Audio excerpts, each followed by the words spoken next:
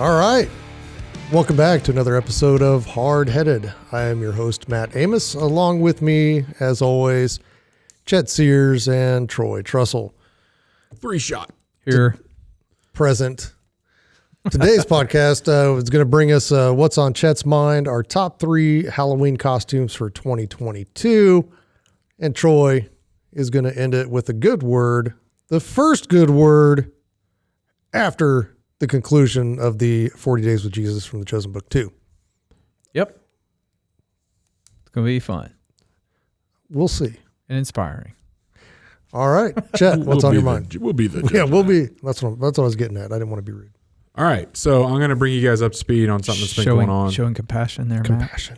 What's on my mind? Section 230. SEC. You know what I'm talking about? Matt. No, it's not the Securities and Exchange Commission. I have limited knowledge of what you're talking about. Southeastern Conference? So there is a Communications Decency Act that was implemented a long time ago about how to handle information legally, constitutionally. Wasn't it 1966? I can't remember. I don't know. But in 1996, they added Section 230. 1996 is when Congress was like, oh, we need to do something about this thing called the internet. Ah, And yes. how that applies to life. publishers and or providers. I mean, we're publishing right now on content the online. Technically, we're not. Oh, we're not. Okay. Not according to this. And don't ever say that we are, because that gives us some liabilities, Troy, that we don't want to get into. I think the publisher would be Spotify, Apple. No, they're not. Clearly, based on Section 230. Let's get into it. So what it does is it gives immunity to internet companies. What is an internet company? An internet company like Google or Facebook or Instagram or YouTube or Rumble. All these companies that post information that they didn't Source. Create. So if you think about a newspaper publisher, that's the publishing that it's talking about, like a newspaper, there's editorial control over the information that's in the newspaper. Okay? So if the Wichita Eagle were to publish an article that says something about you that is untrue, you have legal recourse to go to the publisher of that material. Okay. And they could be held liable for defamation if it's truly inaccurate. Okay. So you could go through the court system to get recompense for whatever wrong you have been wronged. The Section 230 says that if you're a provider of information, not a publisher, then you have there's no legal recourse that anybody can take against you. They could against the person that created the content. So if I go on Facebook and I lie about Matt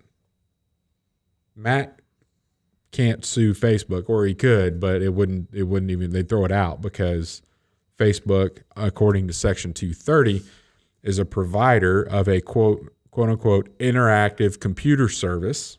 This is back before social media. 1996 was just message boards, basically. Yeah. Like Netscape and stuff like that. I don't know if you guys remember. I do. Vaguely. So it says that specifically a provider of interactive computer service can't be treated as a, quote, publisher or speaker of information provided by a third party. So a third party would be a user on Facebook that could go on there and lie all they want. Well, Facebook is not held liable for that. And that's what Section 230 says. They can't be. They're immune from that. So it also says, here's where it gets interesting. Providers and users of interactive computer services can't be held liable for voluntarily taking down content. It also says that those providers cannot be liable for a good faith removing of certain content. So you post something that is Fact checked. against what if I had an internet service and you're on there saying something I didn't like, regardless if it's true or not, I take it down. It's my prerogative. I had good faith in removing it. I didn't want people to believe what you believe. I can't be held liable for that. So what do we see wrong with this?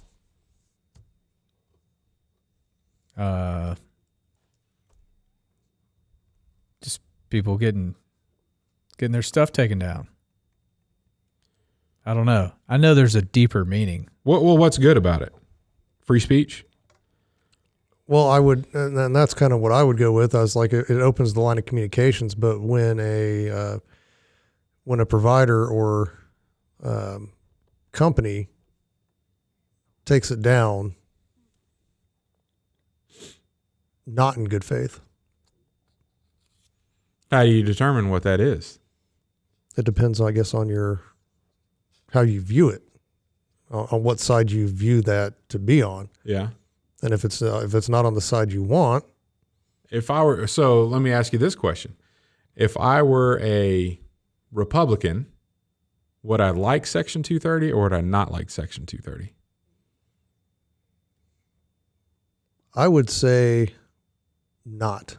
Okay. If I were a Democrat, would I like Section 230 or would I not like Section 230? I would probably like it. Actually, there's consensus. Nobody likes it? Both Democrats and Republicans do not want Section 230 Perfect. anymore. Some on both parties want to eliminate it, and some people want to heavily modify it on both parties.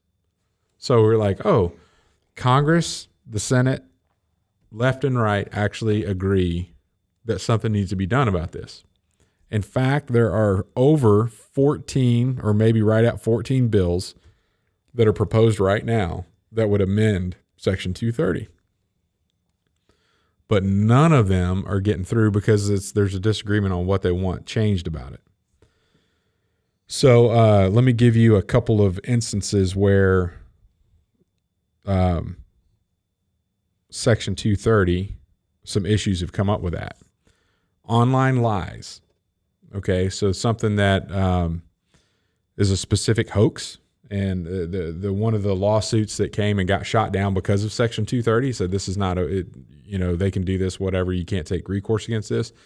I didn't even know this was a thing, but there was actually a conspiracy theory about the specific individual that brought COVID back to the United States. Did you know this? No, I hadn't heard about that. Yeah, it was some long distance bike racer that was in an accident in Wuhan, China, during a bike race that was going through, long distance going through Wuhan.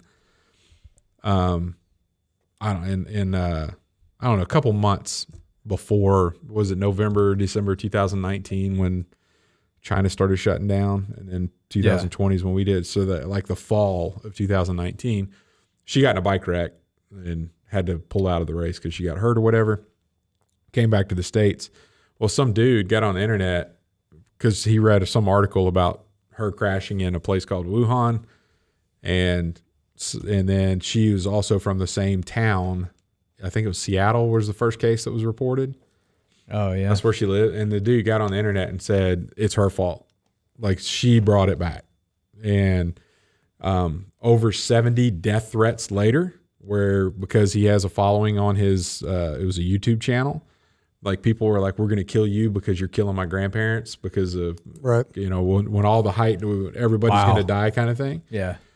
And there was no factual based evidence that she never had COVID. It just happened to, he read an article that she was in Wuhan.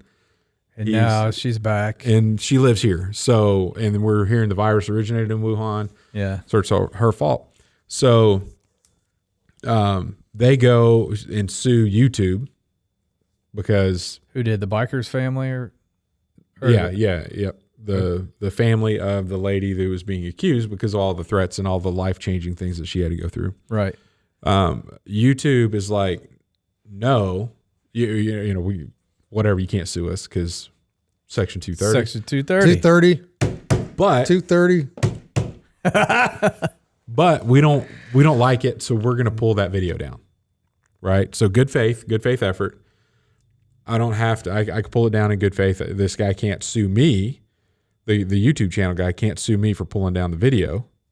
Because we're covered under 230. Right. So and this is garbage. This is a way where Section 230, I think, protects those companies. It's like, okay, this is totally not cool. The content that you're publishing is causing some duress for somebody else, and you have no proof of what you're talking about.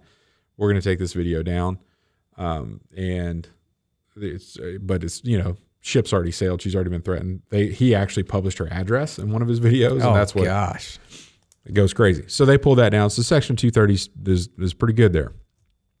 I feel a bad example coming. I'll give you another one where a guy's wanting to get it pulled. I remember I saw this video. I think it was Florida, the live TV reporter, and a dude just walks up behind her and kills her and the cameraman. You remember that? Yep. Did you ever know about this? Like 4 or 5 years vaguely ago? Remember that. Yeah. That video, and this is what's great. People are just getting copies of that video and posting it on YouTube on their channel. And, they're getting hundreds of thousands of hits. Those channels are monetized. People are making money off of watching this lady get killed. Her dad is like, pull it down. This isn't right. Like, this should not be my daughter's legacy. Is everybody who wants to watch somebody die gets to go on YouTube and search for it. Right. And then the people who post it are making money off of advertising. And YouTube's making money off of advertising dollars, right? For all this stuff up there. So he's trying to get those taken down, and YouTube's like, okay, we agree. We don't want another. So I'm going to try to get all those taken down. But he got pretty upset and actually ran up pretty high publicly to say YouTube is trash because they're making money off my daughter's death, which they were, by allowing people to share it on their site. But then YouTube said, we're going to change our policies in this area, and we want you to be on a committee, Father, to help us rewrite these policies so we can have some guidance on how we do this going forward. That's a good thing, that they're actually getting together and saying, okay, what else is out there that we could be making money off of that totally goes against what typically our principles are, of somebody being killed. Like that's horrible. It's a family weren't tragedy. ISIS videos on there when they first came out? Hold that thought.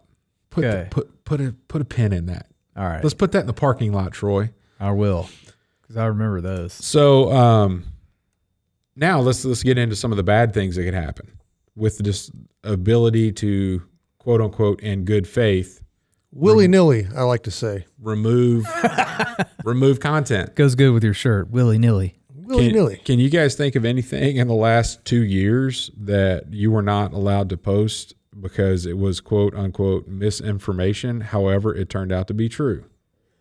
There's been a lot. So COVID-19, ivermectin, vaccine.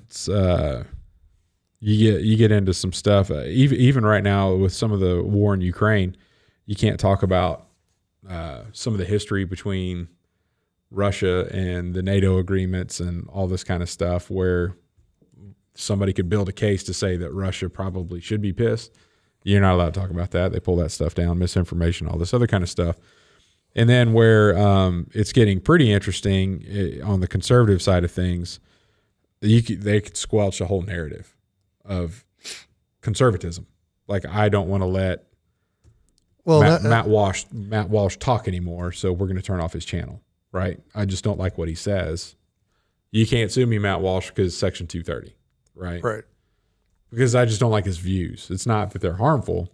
I just don't want anybody hearing what that is. Because in good faith, I believe that his views are dangerous, and so I'm not going to put those out there. Right. So then you get some of the conservative opponents of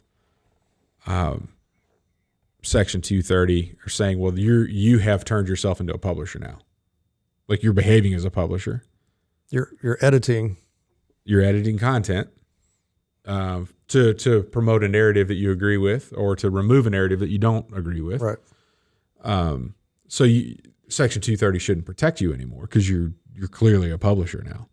And every court case that's been brought so far has been that Section 230 covers that.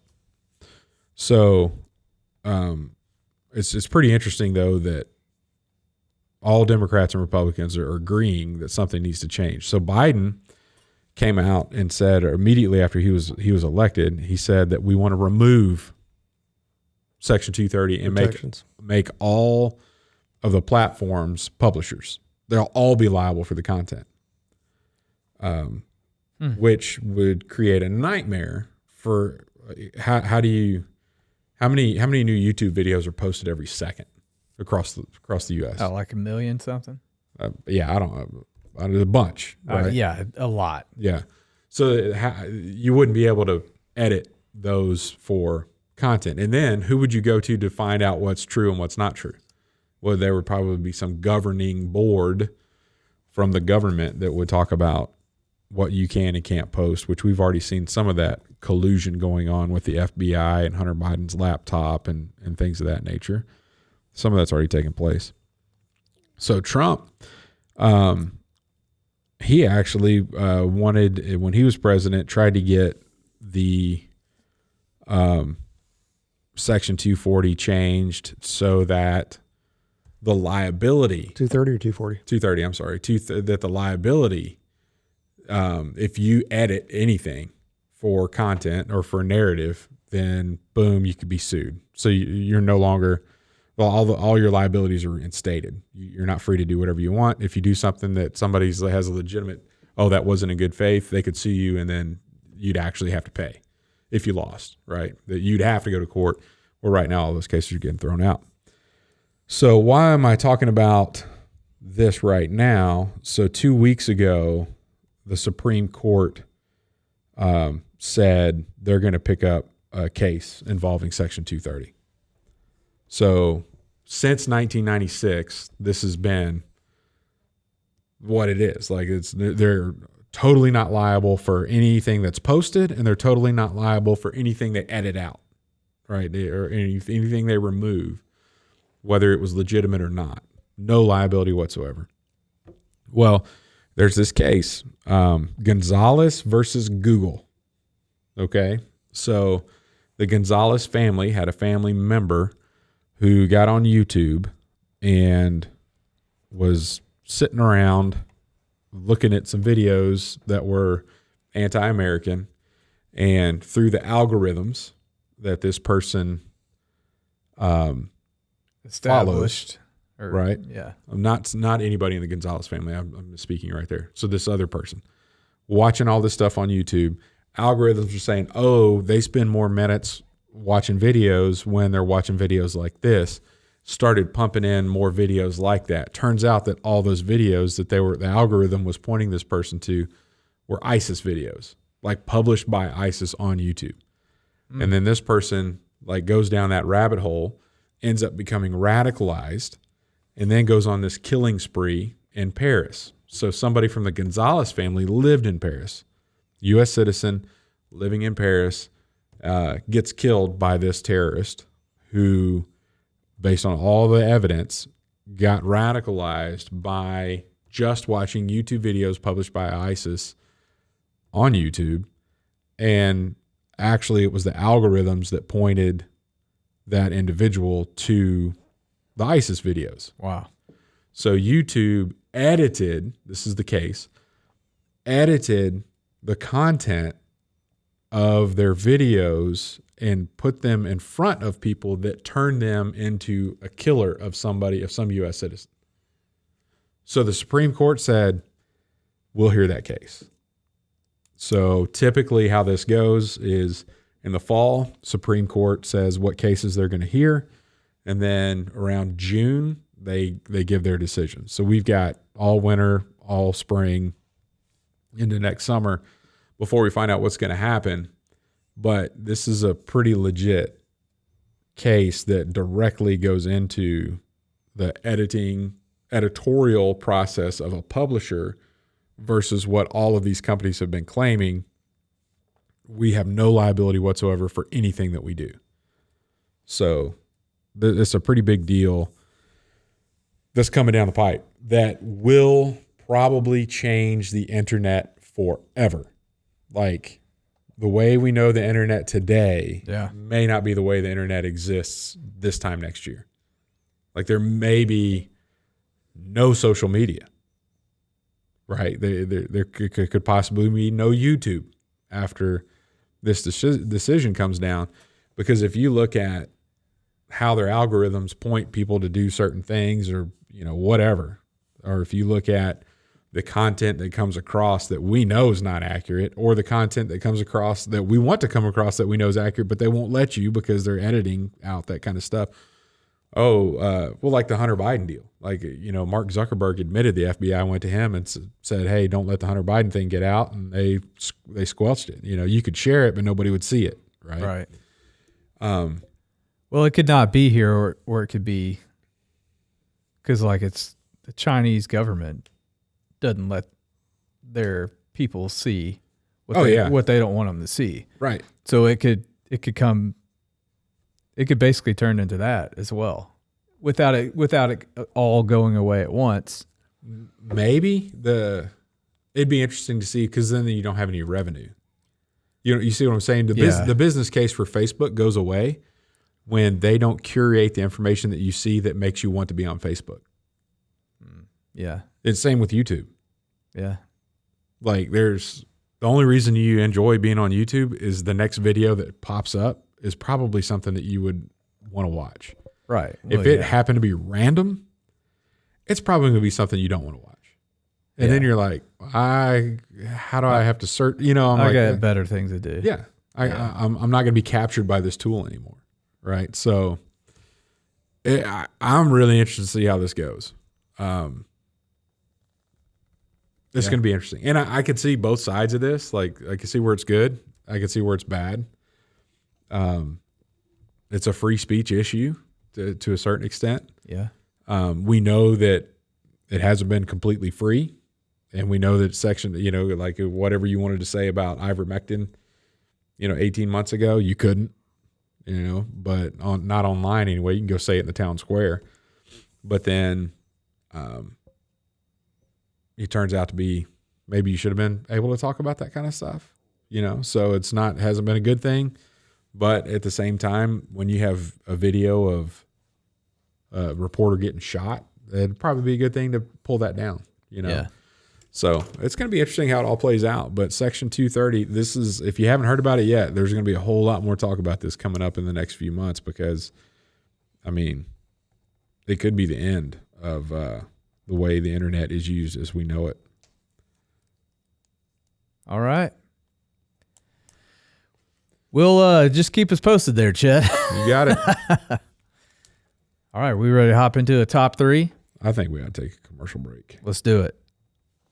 Are you leading this ship or am I? Well, you're just sitting over there staring at us. So. Oh, okay. I put him to sleep. We'll be right back.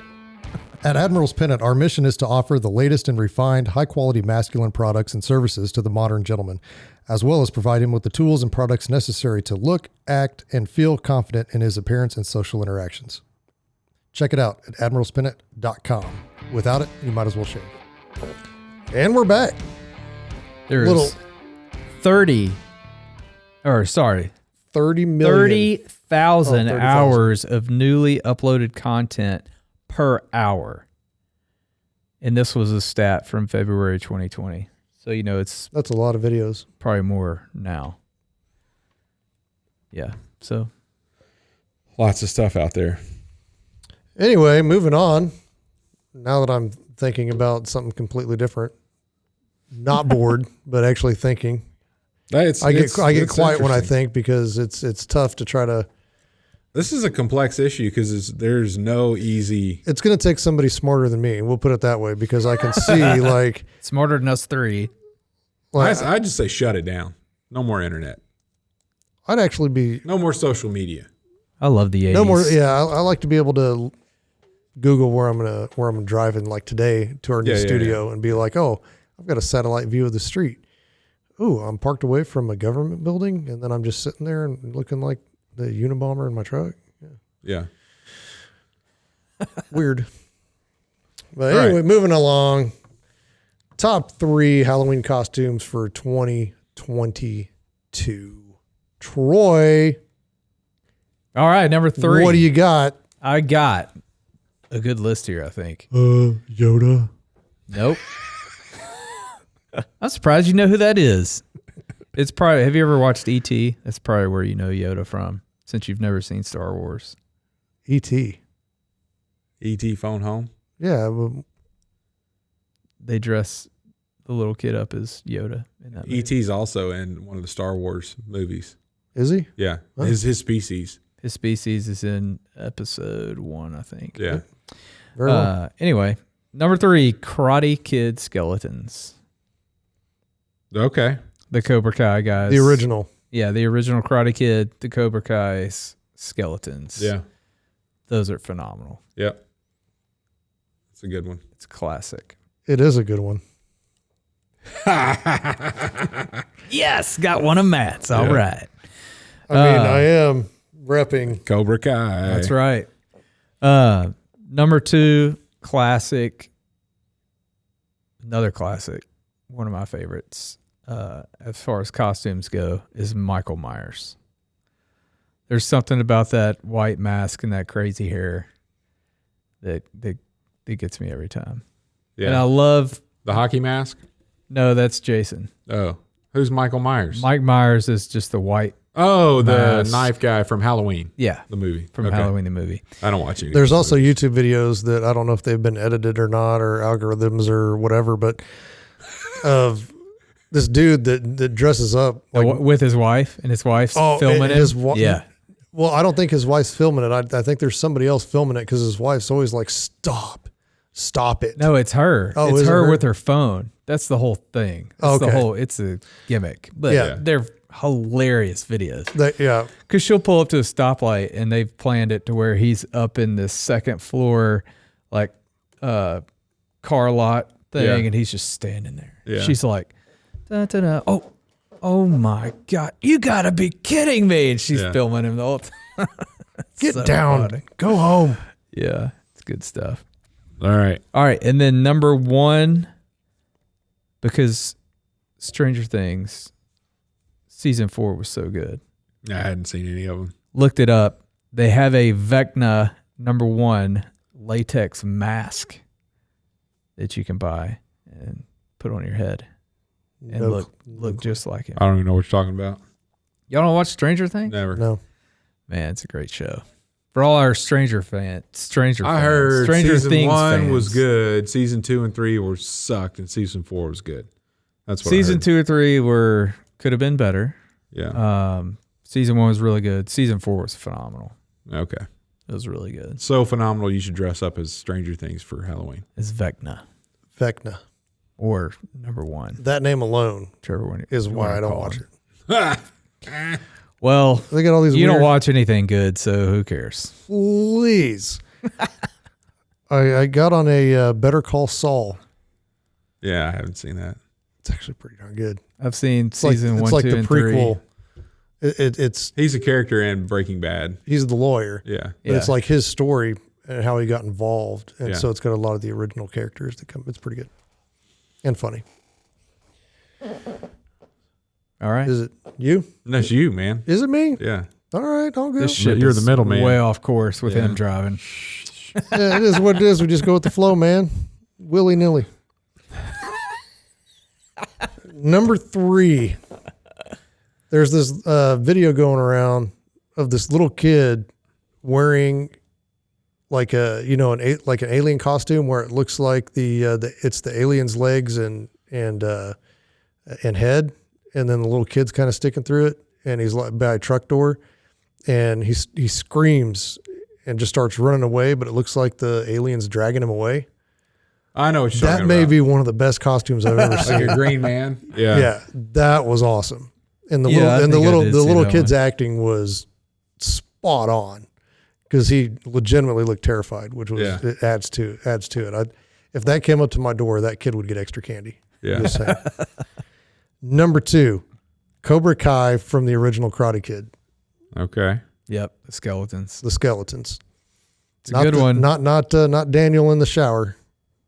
Yeah. With the skeletons. Those the shower. I wanted that costume like my entire childhood, but you can't ever afford something like that, or we couldn't anyway. And it was all you could get was like the cheap stuff that was all loose and didn't fit right. It ended up being an honorable mention for me. If anybody could find one of the old costumes with the thin plastic and the mask with the elastic deal, the plastic mask, just any of them. They had Superman, they had Casper, they had. Oh yeah. If anybody found one of those today and wore it, dude, memory lane. I'd give them extra candy. Yep. You showed up in that, with the little eye cutouts of the plastic thing where it hurts your face. That and you get that little thin string with the two staples in it that go around. Yep. Yeah. And they still like the first time you took a step in that thing, it'd rip, Yep. Yeah. They still haven't gotten any better. I haven't bought a Halloween costume since I don't know. They're not as plastic anymore, but they're more fabric made. But the mask things still hurt your face. They suck. And so I kind of took the liberty, or I guess the way that I looked at it was people coming to my house. What would you give extra candy for? Right. That's a good judge. That's a good measurement system. Because I'm not going to dress up anymore, So this is what would get you extra candy. If you come things. Costume is one, and then how you speak to the person is two. Like there are two things that'll up your candy take in my household. Yeah. If you literally say, trick or treat, oh, thank you.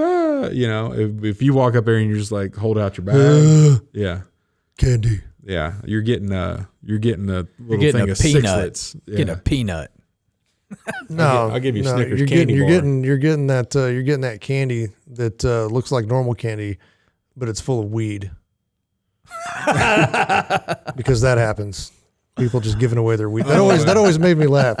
Like, don't look for the razor blades in the candy bars. Yeah, that kind of stuff. Yeah, the apples. Yeah, that's what we were always or told. needles. Yeah. So the number one way that you're going to get just a buttload of candy if you come to my house and the light's actually on and I actually answer the door. Which by the way, never going to happen, but go ahead. Lieutenant Dan. You come up, wheeling up in a Lieutenant Dan costume and you actually don't have legs. You're getting a whole bucket. You're getting a lot of candy. And you're probably going to come in and just enjoy being able to wheel around a one floor fully accessible home for a little bit, Yeah. That's cool. We'll sit on the couch and talk about life and, maybe watch Forrest Gump. As long as your parents don't mind. I mean, I'm not the creepy guy. Anyway, that's my top three. All right. Stuff. Chet. My number 3, mustache related costumes. And right now the two hot ones are anything Top Gun or Ted Lasso. Yeah. So if you go and grow your face, and I know this episode's coming out too late for you guys to grow a mustache between now and Halloween, but if you put the effort in to grow a mustache for your Halloween or any kind of facial hair for your Halloween costume, awesome. You get credit. Extra candy. Street cred. If you're able to grow a mustache and you're still trick-or-treating, I'm not giving you any candy. You'll get a job. Buy your own candy. Stop taking mine. If you're going to your, the adults take kids to parties and the kids I'm telling you, adults, if you're Ted Lasso or any Top Gun character with a mustache, I'm good. Now, what kind of points would I got? Because I think I've said this before, but I used to dress up a majority as a cowboy growing up. And I'd have my 6-shooters. I'd have my red bandana, cowboy hat, and then I'd paint on with you remember those cheap little face paints that, what I'm talking about, the little sticks? No. Don't remember those. They had these little sticks, just almost like camo paint, but they came in little sticks, and I drew on a beard, and would I that would get you some candy. And if you said like, howdy partner, trick or treat, I'd have loaded you up. All the candy. Yeah. There it is. If you like spoke in character, if you did a good job dressing in character and then spoke in character. So before this releases, I might have some of those pictures. I'll send them. Maybe we could throw them up because I think I've got some. I dressed up as the Ultimate Warrior one year, and I'm in like the worst absolute pair of biker shorts and tank top, and I've got those, I don't want to see that. those little I don't want to armbands. see that. No. And you then could share it on Facebook. I've got some dressed maybe the up. algorithm will hide it. Yes. I'm probably a cowboy, and my brother's please probably edit that Karate out. Kid. I don't know. I call 2:30 on that. 2:30. There are Somebody's so gonna be many. liable for that showing up in my feed. So I where wanna- is section? I want to get in on that lawsuit, Right. Gonzalez family, because I just saw Matt in some biker shorts. It's pretty impressive. You can see my legs. So number 2, Cobra Kai. Number 2. Yep. Number 3 is Ted Lasso mustache. Okay. Number 2. I'm way ahead. You'll know why I say when I get to my number 1. But here's the thing. I'm going a step further than you guys. Any Karate Kid outfit. So if you wear like white blue jeans with a white shirt and a red jacket, Oh, yeah. maybe even if Johnny. you got some spaghetti stains on your shirt, dude, you're a winner You in just my book. came from the country club. That's right. You're a winner in my book.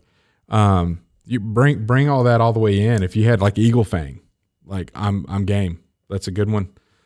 So current, past, the black gi. So to all the kids listening to this podcast, which after we just talked about Section 230, I'm sure there's 1,000 of them. It's like I heard on this podcast that I'm not going to be on social media. TikTok's going away. It's gone. Yeah. Kids, See ya. listen.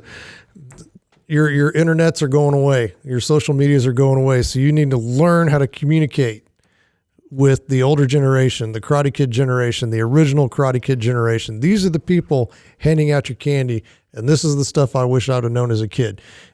As a kid, I probably should have been dressing up as like Mickey Mantle or I don't know, something maybe Andy Griffith or something like that, or what was the cop on Andy Griffith? Oh, back in the day, it would have been like the Munsters too, and the Addams Family. Yeah. Like, there's all kinds of good ones.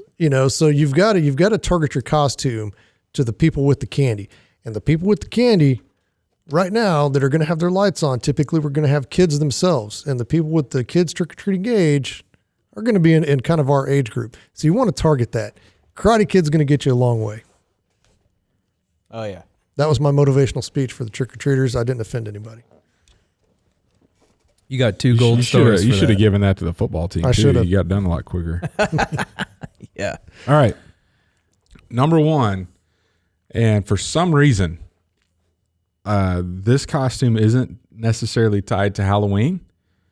It's a costume, but it's about this time of year, actually earlier October, this starts to come out. And it seems like it's only females that do this.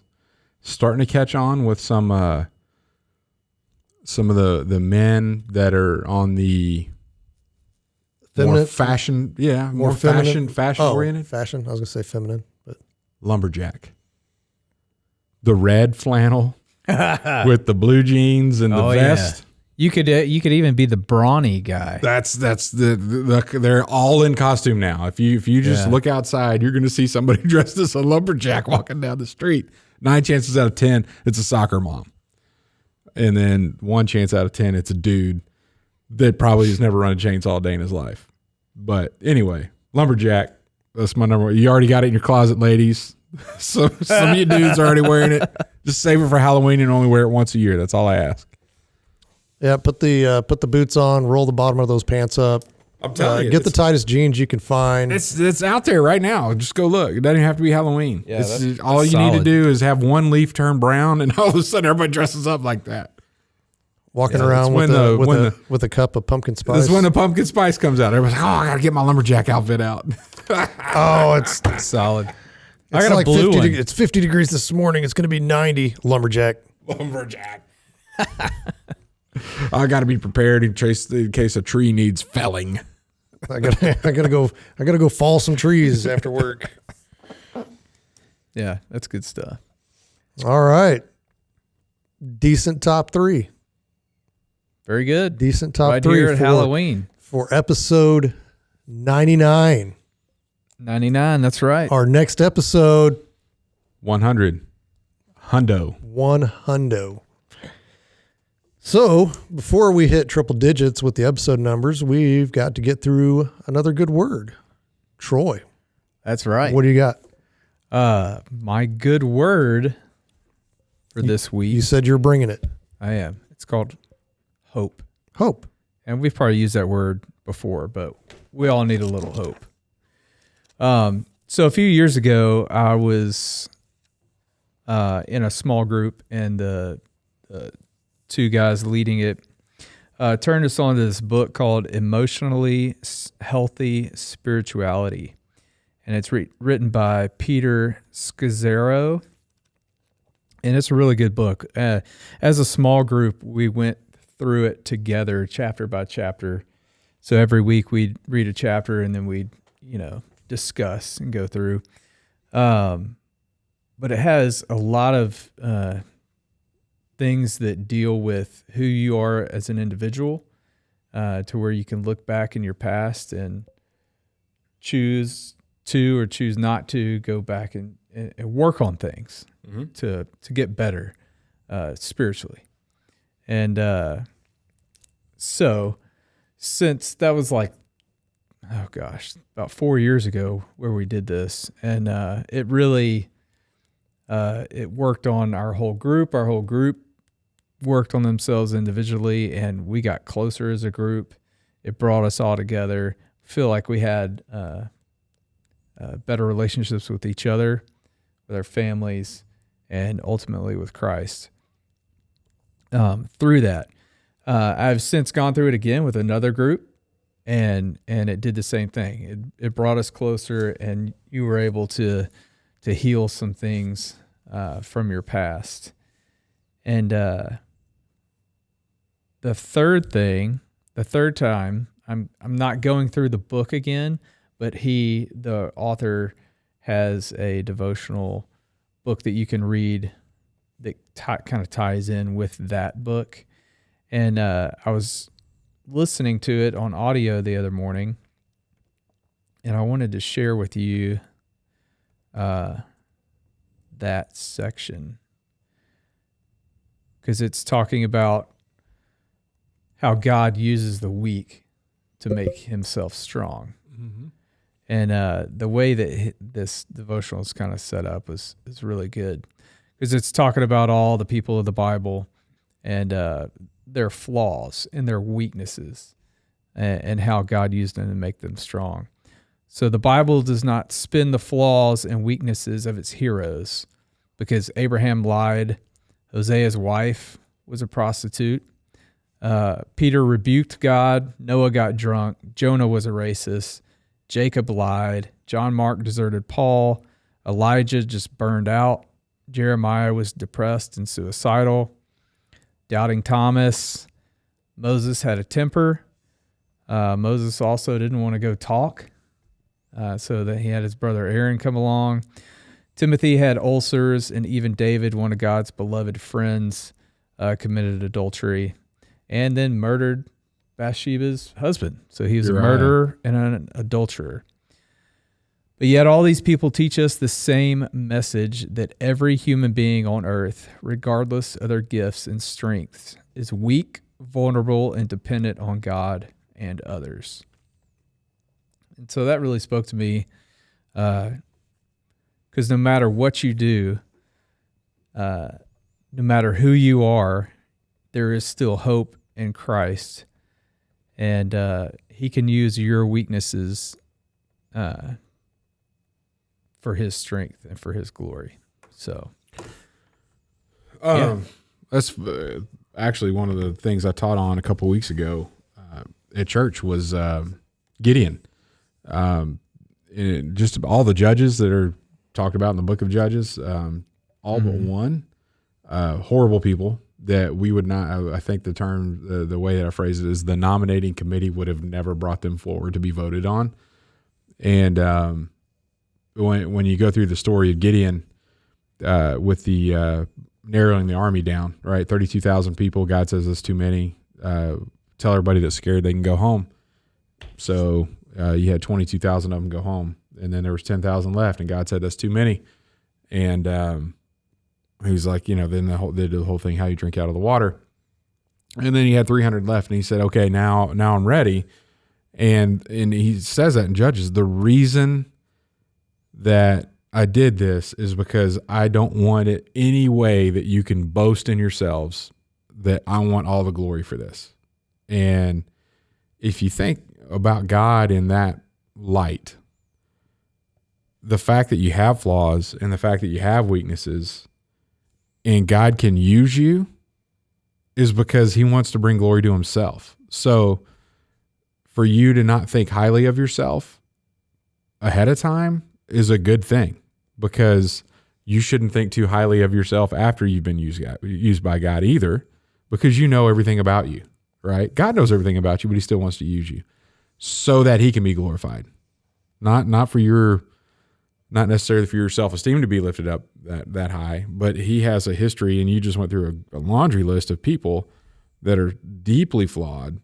But if you look at how God uses them ultimately for Jesus to come into this world and for him to live a perfect life and to die for our sins, he's the one that gets the glory for that, because we know that everybody that he's used is not that great of a person. Yeah. And neither are we. Exactly. And he still wants to use us. Yeah. So why not let him, and just be sure that you're not the one trying to get credit for it, right? Because we know who we are. We know who he used. They shouldn't get credit, because, I mean, in this case, Gideon, when he found Gideon and called on him to say, hey, I want you to lead my people to defeat the Midianites, he was threshing wheat in the bottom of a wine, basically the place where they would store wines. He's down hiding out. He's scared. He's a chicken. Yeah. He's not a guy that you're like, oh, I want to find that guy to lead my army. Like, I'm going to find this dude that's so scared that he has to depend on me for everything, because I want the glory. He doesn't need the glory. I'm not going to go find the biggest. Look at Samson. Like, that dude had lust problems. I'm going to do whatever I can to get this woman, right? And what did he do to use him? How did he bring down the occupying force in that place? Is he lost all his strength. He was blinded and bound. And he said, you know what? Just put me by the pillars in the center of this building, and I want to die with everybody else in here. I'm going to kill them all. Like, he was not somebody that you're like, hey, be like Samson. You know? No, I don't want my kids to be like that. But God uses those people. And God can use you no matter what you've done. Yep. Right on, man. So there's hope. There's hope for us all. All right. Happy Halloween. Only 4 more days. And next week, for our 100th episode, we will be going live. So, on the internet before it gets shut down. Before, who knows? By then, they might cut our live stream because there's too much truth. So, if you're still listening, next week, follow us live, chime in. Our top 3 for next week is going to be our top 3 hard-headed episodes. So, chime in with your top 3. Go through the catalog this week, figure out which ones you like the best, listen to them again. Be sure to hit them in the comments and see if they align with the top 3s that each of us have, and it'd be interesting to see which each of us thinks is our favorite episode. So stay tuned next week, and we'll see you then. Thanks for listening to the Hardheaded Podcast. Don't forget to share this podcast with others to help us get the word out. Also, if you haven't yet, please rate and review the show. This helps our podcast show up in other people's suggested shows that may or may not have listened to us before. Thanks for listening, and we'll see you next week.